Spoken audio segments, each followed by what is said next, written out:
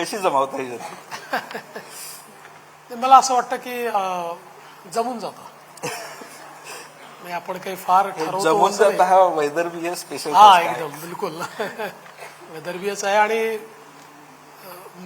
तुम्ही माझी वाटचाल जर बघितली तर तुमच्या लक्षात येईल मी माझं काम करत राहतो. मी कधी थांबत नाही. कितीही संघर्ष करावा लागला, कितीही अटॅक झाले तरी देखील मी माझ्या पद्धतीनं चालत राहतो. मी कधी थांबत नाही. आणि अल्टिमेटली आजपर्यंत माझ्या जीवनात माझा अनुभव आहे की शेवटी तुम्हाला विजय मिळतो, तो मिळतोच. आपण सकाळ माध्यम समूहाने एक मोहीम हाती घेतली. त्याची सुरुवात खरं तर तुमच्यापासून झाली असं म्हणायला हरकत नाही, कारण की अनेक वर्षापासून प्रतीक्षित होतं की मराठी भाषेला अभिजात भाषेचा दर्जा मिळेल, तो कधीतरी मिळेल.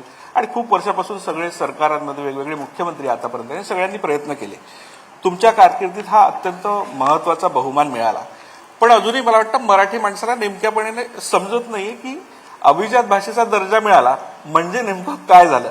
तर मला वाटतं ते फ्रॉम द हॉर्सेस माउथ असा शब्द वापरणं चुकीचं आहे इंग्रजीत.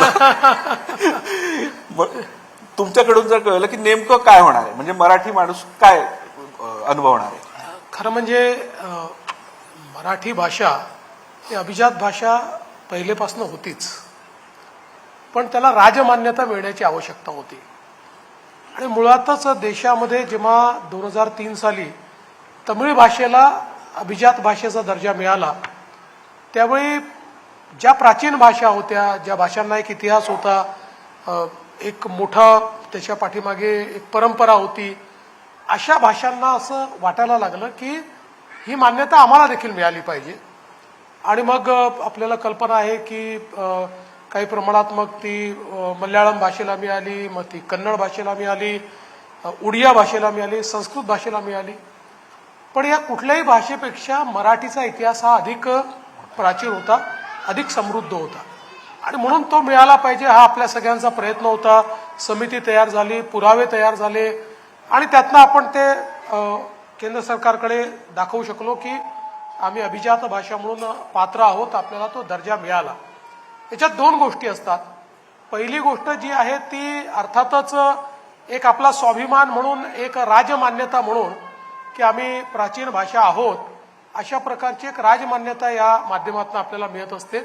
ती राजमान्यता मिळाली. खरं म्हणजे कोणीतरी खूप चांगलं त्या दिवशी मला सांगितलं की मराठी भाषेला पहिली राजमान्यता कोणी दिली.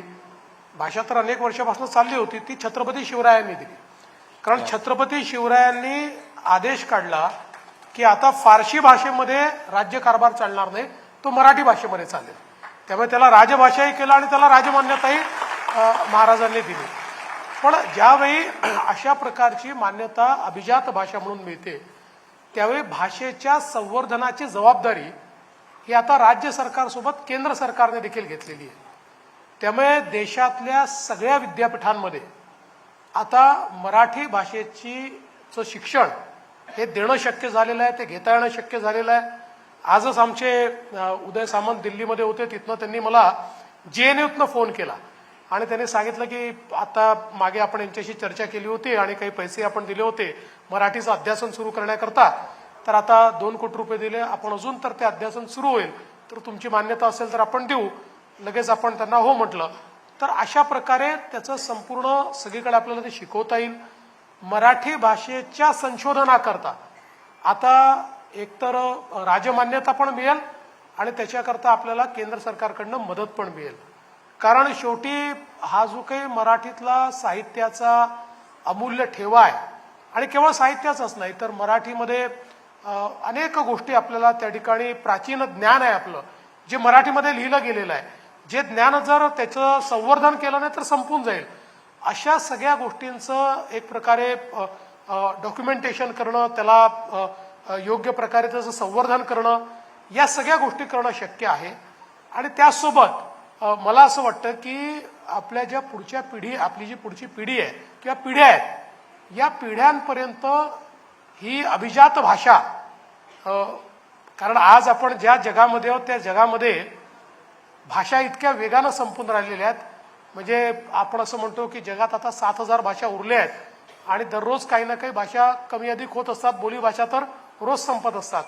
अशा परिस्थितीमध्ये मला असं वाटतं की मराठीला ज्ञानभाषेमध्ये परिवर्तित करणं आणि मराठीचा जो काही एक प्रकारे वापर आहे हा सगळ्या प्रकारे आपल्याला करता येईल यावर आपलं लक्ष केंद्रित करणं, अशा सगळ्या गोष्टी आपल्याला करता येतील.